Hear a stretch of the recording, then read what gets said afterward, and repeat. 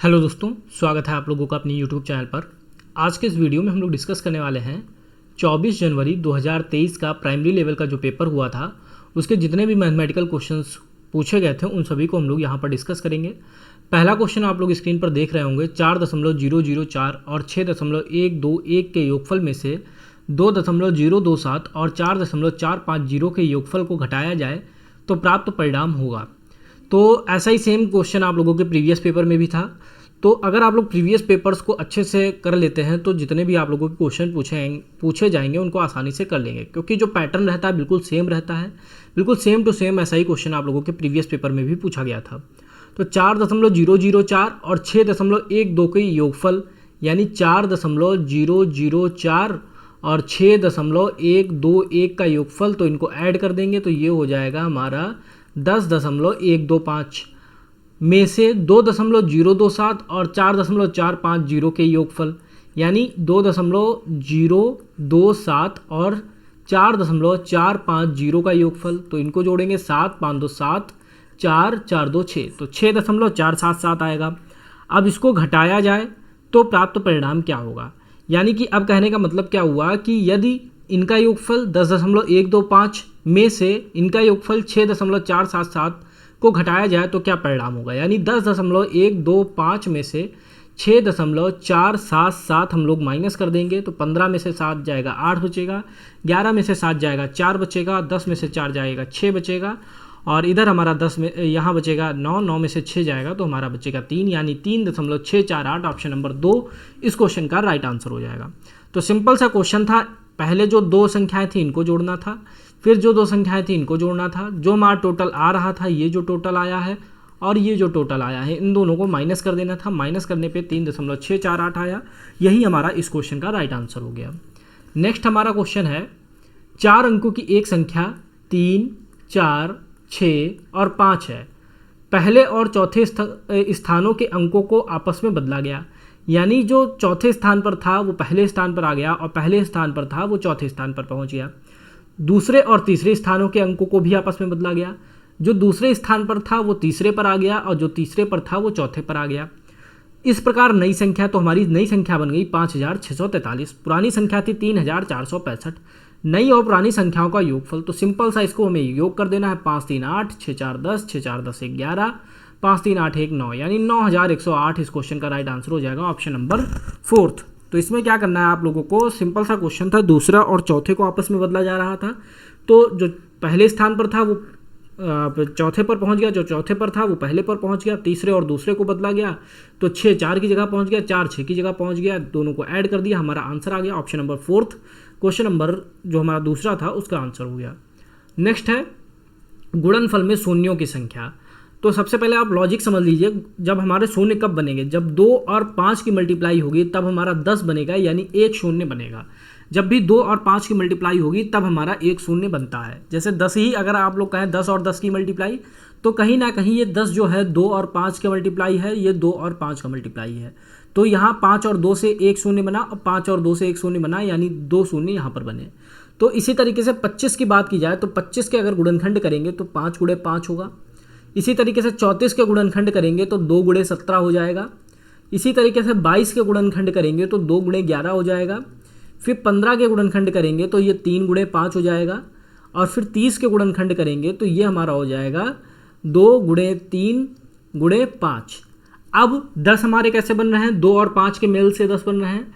तो अगर हम ये 5 एक ले लें और एक ये ले लें 2, तो हमारा एक 10 बन गया। फिर इसी तरीके से एक ये 2 ले लें, एक ये 5 ले लें, तो एक हमारा 10 यहाँ से बन गया। फिर एक ये 2 ले लें और एक ये 5 ले लें, तो एक 10 हमारा यहाँ से बन गया। बाकी अगर हम लोग देखेंगे कहीं से भी ये 17 और 5 की मल्टीप्लाई 85, 11 और 3 की मल्टीप्लाई 33, तो कहीं भी शून्य नहीं आ रहा है। तो गुणनफल में शून्यों की संख्या निकालने के लिए एक 10 हमारा पहले 5 और 2 से बना, एक दूसरे 2 5 से बना, एक तीसरे 2 5 से बना। तो टोटल अब अगर हम लोग 10 गुणे 10 गुणे 10 करेंगे तो कितने जीरो हम लोगों को मिलेंगे, तो 1 2 3 जीरो मिलेंगे, यानी इस क्वेश्चन में आंसर हो जाएगा ऑप्शन नंबर 2। जो भी गुणनफल आएगा उसमें जो शून्यों की संख्या होगी वो 3 होगी। हमेशा याद रखिए, जब आप लोगों के शून्य तभी बनेंगे जब 2 और 5 का गुणनखंड होगा, 2 और 5 का गुणन होगा। तो यहाँ पर 5 और 2 का एक ये बना, 2 और 5 का एक ये पेयर बना, 2 और 5 का ये पेयर बना, 3 पेयर बने, यानी कि 3 हमें शून्यों की संख्या मिल जाएगी। नेक्स्ट है, मध्यावकाश के समय राधा की 4 सखियों ने देखा कि वह कोई चपाती नहीं लाई है। 4 हैं, 4 को हम लोग ऐसे मान लिए 1 2 3 4 हैं, और उसकी 3 सखियों में से प्रत्येक ने उसे 1/4 चपाती दी, यानी इसने 1/4 दी, इसने 1/4 दी, इसने 1/4 दी, और शेष सखी यानी जो चौथी बची इसने आधी चपाती दी, इसने आधी दी। तो अब उसके पास कितनी चपाती हो गई, इसने 1/4 दी, इसने 1/4 दी, इसने 1/4 दी और इसने आधी दी। अगर सबको जोड़ देंगे तो टोटल हमें पता चल जाएगा। 4 और 2 का एलसीएम 4 होता है, सिंपल सा। तो ये 1 रहेगा क्योंकि 4 हर है, यहाँ पर भी 1 रहेगा, यहाँ पर भी 1 रहेगा।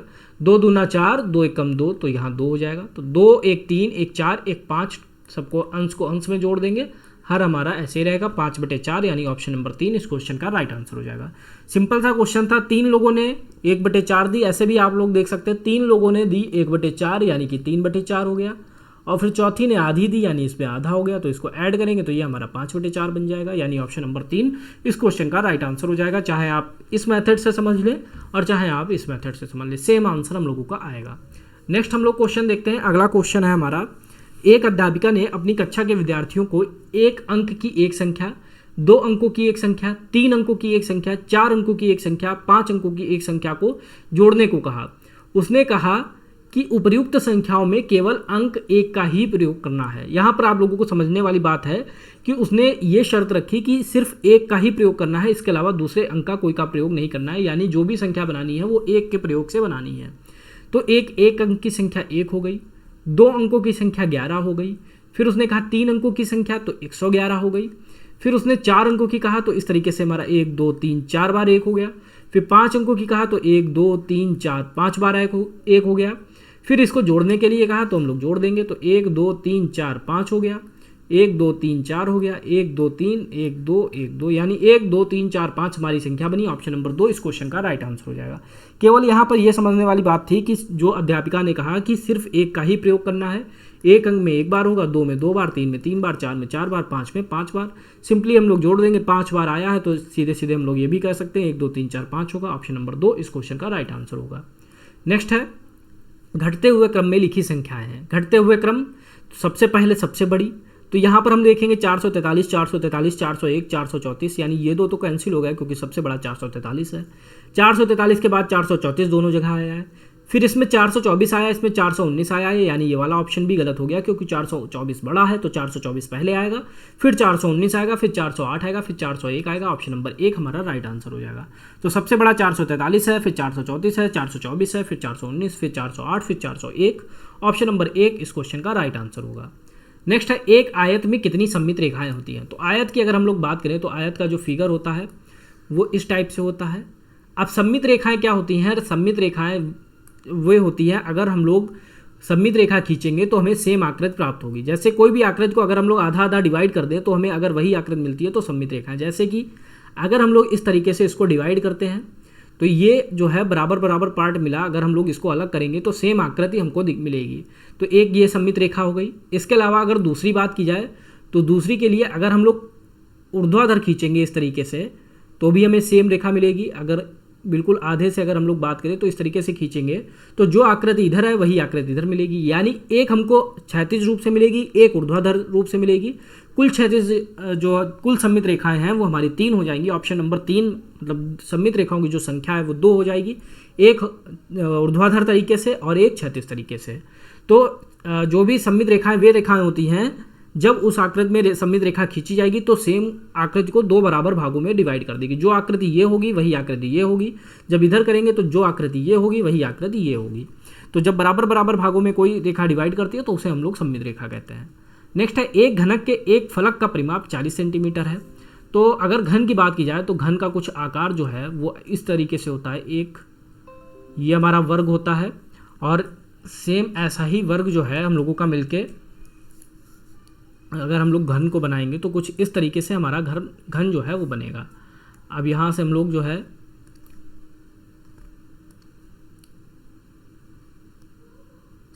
ये हम लोगों का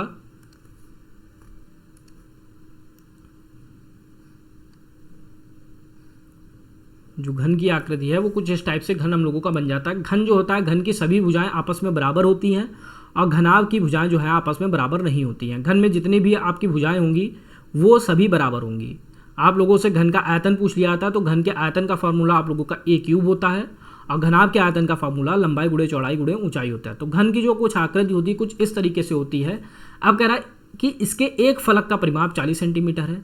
मान लीजिए ये एक फलक है इसका और इसका जो परिमाप है 40 सेंटीमीटर है, तो ये एक वर्ग के आकार का होगा, क्योंकि अभी हमने बात की कि जो घन की जो भुजाएं होती हैं वो आपस में बराबर होती है। तो ये जो एक आपका बन गया, ये भुजा है, ये भुजा है और ये भुजा है, ये आपस में चारों भुजाएं आपस में बराबर होंगी। अगर हम लोग मान लें कि ये ए है, ये ए है, ये ए है, ये ए है, तो ये सब मिलके 4a बन जाएगा और इसका परिमाप हमको 40 दिया है। तो ए की वैल्यू हमारी पता चल जाएगी 10 सेंटीमीटर। जब ए की वैल्यू 10 सेंटीमीटर हमें पता चल गई, तो जब एक ये हमको ए पता चल गया 10 सेंटीमीटर है, एक ये ए पता चल गया 10 सेंटीमीटर है, तो हमसे कह रहा है किनारों की लंबाई। तो घन में किनारों की संख्या कितनी होती है? किनारों की अगर बात की जाए तो घन में 12 किनारे होते हैं। आप लोग देख सकते हैं, एक ये हो गया, एक ये हो गया, एक ये हो गया, एक ये हो गया, 4 यहाँ से मिल गए, एक ये हो गया 5, एक ये 6, एक ये 7, एक 8, 9, 10, फिर 11 और 12। टोटल जो किनारों की संख्या है वो 12 होती है। तो 12 बार ए आएगा यानी 12a हो जाएगा। तो ए की वैल्यू हमारी 10 आई थी, 12 गुणे 10 यानी 120 सेंटीमीटर हमारा इस क्वेश्चन का राइट आंसर हो जाएगा। सिंपली आपको याद ये रखना है कि घन की जो सभी भुजाएं हैं वो बराबर होती हैं। तो एक फलक हमने देखा यहाँ पर, इसकी ए होंगी सारी, परिमाप हमें 40 दिया था, तो फलक का परिमाप 4a हो जाएगा। तो a बराबर 10 पता चल जाएगी। किनारों की संख्या 12 होती है। अगर एक किनारा 10 सेंटीमीटर लंबा है तो 12 कितने के होंगे? 12 गुणे 10 यानी 120 सेंटीमीटर के हो जाएंगे। नेक्स्ट है हमारा 3 सही 1/3 समकोण का मान। तो इसको सबसे पहले मिश्र भिन्न से साधारण भिन्न में चेंज करेंगे। साधारण भिन्न में इन दोनों की मल्टीप्लाई हो जाती है, 3 तिया 9, 9 में 1 ऐड करते हैं 10, तो 10/3 हो गया। समकोण पूछ रहा है तो 90 से मल्टीप्लाई कर देंगे, तो ये हमारा 30 बचा। 30 और 10 की मल्टीप्लाई 300 हो जाएगी। ऑप्शन नंबर 2 इस क्वेश्चन का राइट आंसर हो जाएगा। तो जब भी समकोण पूछेगा तो 90 से मल्टीप्लाई कर देंगे, रिजकोण 180 से मल्टीप्लाई कर देंगे। तो जो भी यहाँ पर आप लोगों से समकोण पूछा जा रहा था तो समकोण में 90 से मल्टीप्लाई करते हैं। नेक्स्ट है, राहुल ने 25 लीटर धारिता वाले 3 द्रव डिटर्जेंट के डिब्बे खरीदे। तो 25 लीटर धारिता के खरीदे, कितने? 3 खरीदे, यानी कि कितना हो गया? 3 गुणे 25 लीटर बन गया। अब इसने 750 मिलीलीटर माप वाली बोतलों में इसे स्थानांतरित किया। तो ये हमारा मिलीलीटर में है, ये हमारा लीटर में है। अगर हम लोग इसको मिलीलीटर में चेंज कर ले तो हमारे जो यूनिट है वो सेम हो जाएंगी। 1 लीटर में होता है 1000 मिलीलीटर, हम लोग कई बार बात कर चुके हैं। तो 25 लीटर में कितना हो जाएगा? तो 3 गुणे 25 गुणे 1000। जब भी लीटर से मिलीलीटर में चेंज करना होगा तो 1000 से मल्टीप्लाई करेंगे, जब मिलीलीटर से लीटर में चेंज करना होगा तो 1000 से भाग करेंगे। अब उसके पास टोटल जो डिटर्जेंट की मात्रा आ गई वो 3 गुणे 25 गुणे 1000 आ गई। अब वो इसे 750 मिलीलीटर माप वाली बोतलों में स्थानांतरित करता है, तो बोतलों की संख्या हमें बतानी है। तो हम लोगों ने बात की थी, जब भी आप लोगों से संख्या पूछी जाएगी, बोतलों की संख्या या किसी भी चीज़ की संख्या आप लोगों से पूछी जाएगी, तो सिंपली अगर आपको कुछ नहीं समझ में आ रहा तो बड़ी वाली जो संख्या है वो हमारी ऊपर रहेगी और छोटी वाली जो संख्या है वो हमारी नीचे रहेगी। और अगर आप समझना चाहते हैं तो इस चीज़ को ऐसे भी समझ सकते हैं कि टोटल जो हमारे पास मात्रा थी डिटर्जेंट की वो इतनी थी, एक बोतल में इतना आ रहा था, तो कितने में आएगा? तो भाग कर देंगे हम लोग। तो ये हमारा 25 से कम 25, 25 तिया 75, ये हमारा 30 बचा। 30 से एक ये कैंसिल हो गया और 3 से ये 3 कैंसिल हो गया, यानी हमारा बचा 100। तो बोतलों की जो संख्या हो जाएगी 100 हो जाएगी। ऑप्शन नंबर 3 इस क्वेश्चन का राइट आंसर हो जाएगा। तो जब भी यहाँ पर सबसे पहले हम लोगों ने लीटर को मिलीलीटर में चेंज किया, तो हमारा 3 बोतलें उसने खरीदी, तो 3 गुणे 25 गुणे 1000 हो गया। टोटल उसे मात्रा 3 गुणे 25 गुणे 1000 या फिर हम लोग कह सकते हैं 75000, 25 तिया 75000 मिलीलीटर थी और 750 मिलीलीटर में स्थानांतरित किया। तो बोतलों की संख्या के लिए जो टोटल द्रव था और एक बोतल में जितना आ रहा था दोनों डिवाइड कर देंगे तो हमें बोतलों की संख्या पता चल जाएगी। इस क्वेश्चन का जो राइट आंसर हो जाएगा ऑप्शन नंबर 3। नेक्स्ट है, एक बढ़ई 12 मीटर लंबे एक फट्टे को 10 बराबर भागों में काटना है। तो मान लेते हैं जैसे कि एक ये है फट्टा इस तरीके से, अब इसे 12 भागों में बांटना है। 12 भागों में बांटने के लिए 1 भाग, 2, 3, 4, 5, 6, 7, 8। तो हम लोग देखेंगे 1, 2, 3, 4, 5, 6, 7, 8, 9 भाग बने। एक अगर हम और डिवाइड करते हैं 1, 2, 3, 4, 5, 6, 7, 8, 9, 10, टोटल भाग 10 हो गए। एक ये फट्टा था, इसको बराबर भागों में विभाजित किया तो 1 भाग, 2 भाग, 3 भाग, 4, 5, 6, 7, 8, 9, 10, तो 10 बराबर भागों में डिवाइड किया। अब 2 मिनट 15 सेकेंड का समय लगता है एक बार काटने में। अगर एक की बात की जाए तो 2 मिनट 15 सेकेंड का समय लगता है। तो उसे 10 समान टुकड़ों को प्राप्त करने में कितना समय लगेगा। तो आप ध्यान देंगे कि 10 टुकड़े प्राप्त करने के लिए कितनी बार काटना पड़ेगा, तो 9 बार काटना पड़ेगा। क्यों? जैसे एक काटा तो उसे एक टुकड़ा मिल गया, दूसरी बार में एक मिल गया, तीसरी बार में मिल गया, तो यहाँ पर 1 2 3 4 5 6 7 8 9, और जब वो 9वीं बार काटेगा तो उसे अपने आप एक 10वां टुकड़ा मिल जाएगा, यानी 9 बार उसे काटना पड़ेगा। तो 10 टुकड़े प्राप्त करने के लिए उसे 9 बार काटना पड़ेगा। तो 9 बार काटना पड़ेगा, तो एक बार काटने के लिए 2 मिनट 15 सेकंड लगते हैं, तो 9 बार काटने के लिए 9 से मल्टीप्लाई कर देंगे, तो ये 15 निमा 135 हो जाएगा, और 9 दूनी 18, यानी 18 घंटे 135 मिनट, सॉरी 18 मिनट और 135 सेकंड, 18 मिनट और 135 सेकंड हो गया। अब इसको हम लोग और भी अभी चेंज कर सकते हैं, क्योंकि 135 सेकंड की अगर बात की जाए तो यहाँ पर अगर हम लोग इसको ऐसे लिख दें 120 + 15 सेकंड, क्योंकि हम लोग जानते हैं कि एक जो 60 सेकंड मिलकर 1 मिनट बनाते हैं, तो 120 सेकंड मिलकर कितना बना देंगे, 2 मिनट बना देंगे, 2 मिनट + 15 सेकंड, और ये 18 मिनट, ये 18 और 2 मिल जाएगा, तो ये 20 मिनट + 15 सेकंड हो जाएगा। तो इस क्वेश्चन का आंसर हो जाएगा 20 मिनट 15 सेकंड। बाकी हमको इससे कोई मतलब नहीं था, 12 मीटर लंबा था या कितना भी था, 2 मिनट 15 सेकंड एक के लिए लग रहा है, 10 बराबर भाग करने हैं, यानी कि उसको 9 बार काटना पड़ेगा, क्योंकि एक कम बार काटेगा तो 9 बार काटेगा। एक के लिए अगर समय लग रहा है 2 मिनट 15 सेकंड, तो 9 के लिए लगेगा 2 मिनट 15 सेकंड गुणे 9, तो ये हमारा हो जाएगा 18 मिनट 135 सेकंड। अब चाहे आप डायरेक्ट अगर ऐसे समझ में आ रहा है इस तरीके से कर लें, वरना 135 को 60 से डिवाइड कर दें। जब डिवाइड करके भी करेंगे तो भी आपका जो सेम आंसर है वो यही आएगा। फिलहाल आप इस तरीके से करेंगे, 135 में आपको साफ दिख रहा होगा कि अगर 60 के अगर हम लोग बनाएंगे तो 120 और +15 मिल जाएगा। 120 सेकंड मिलकर 2 मिनट का बनाते हैं, तो 18 और 2 20 हो जाएगा, +15 सेकंड, यानी 20 मिनट 15 सेकंड इस क्वेश्चन का राइट आंसर हो जाएगा। नेक्स्ट है, जैन ने 2 किलोग्राम आम खरीदे और आम का जो मूल्य है 100 रुपये प्रति किलोग्राम है।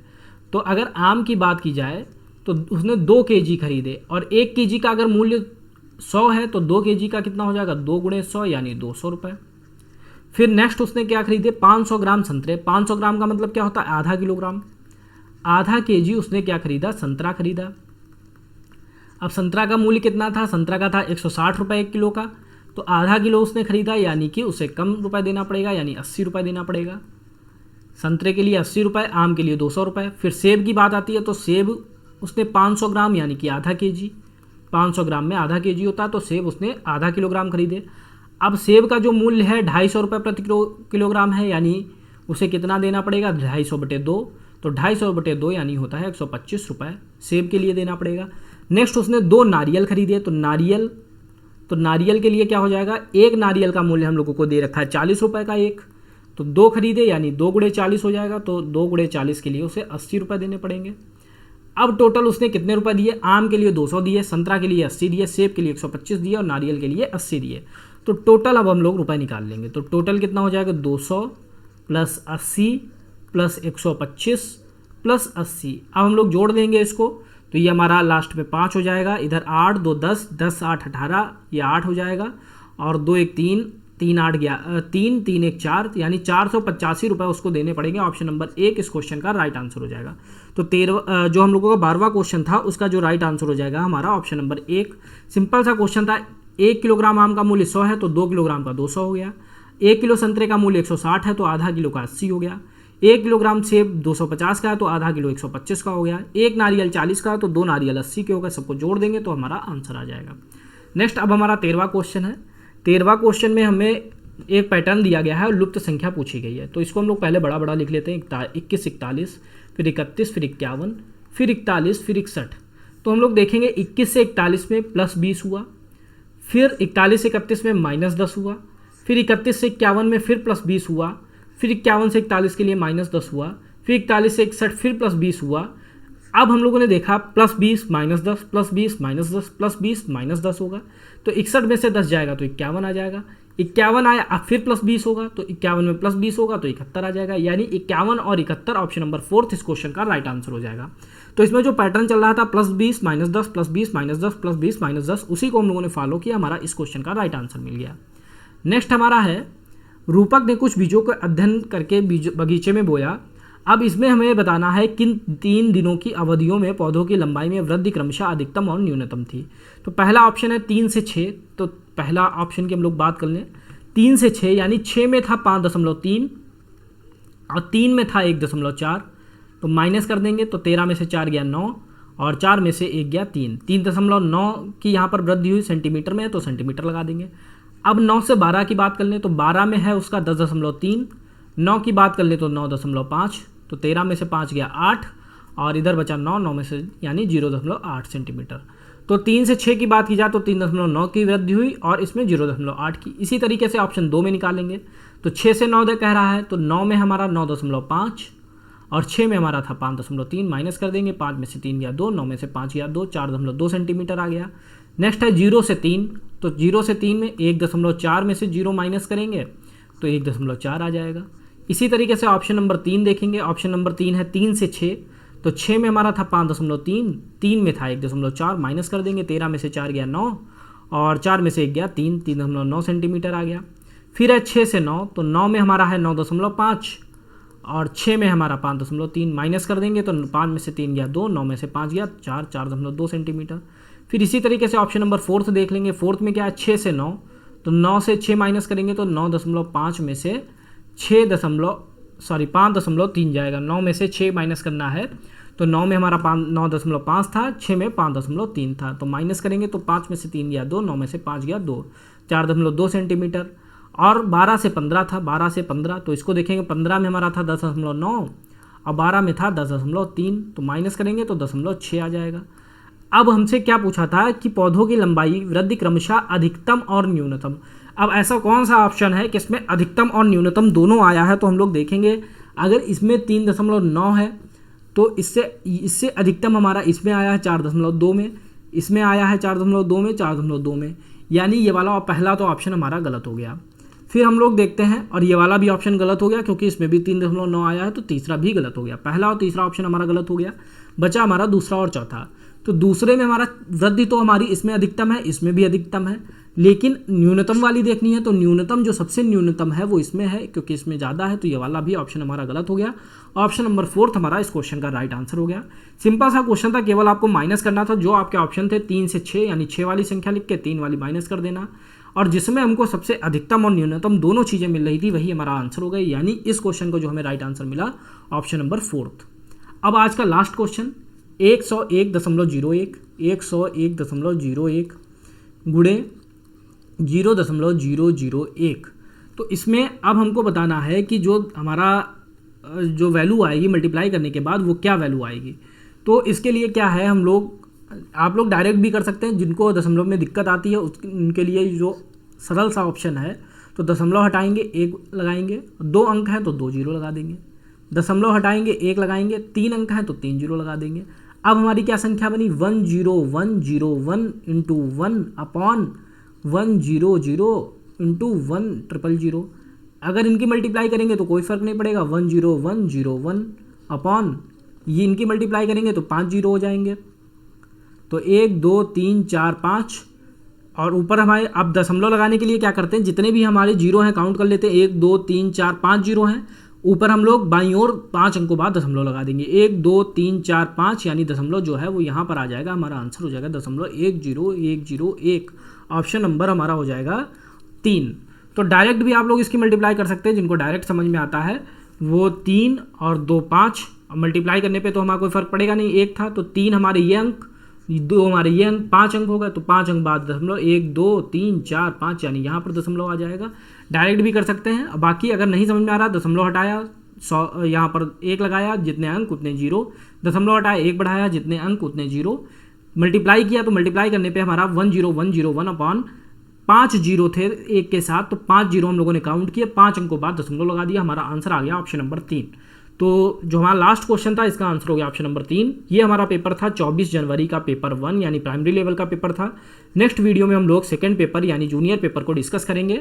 अगर आप लोगों को वीडियो पसंद आए तो वीडियो को लाइक करें, साथ ही साथ चैनल को सब्सक्राइब करें। मिलते हैं नेक्स्ट वीडियो में। Thank you.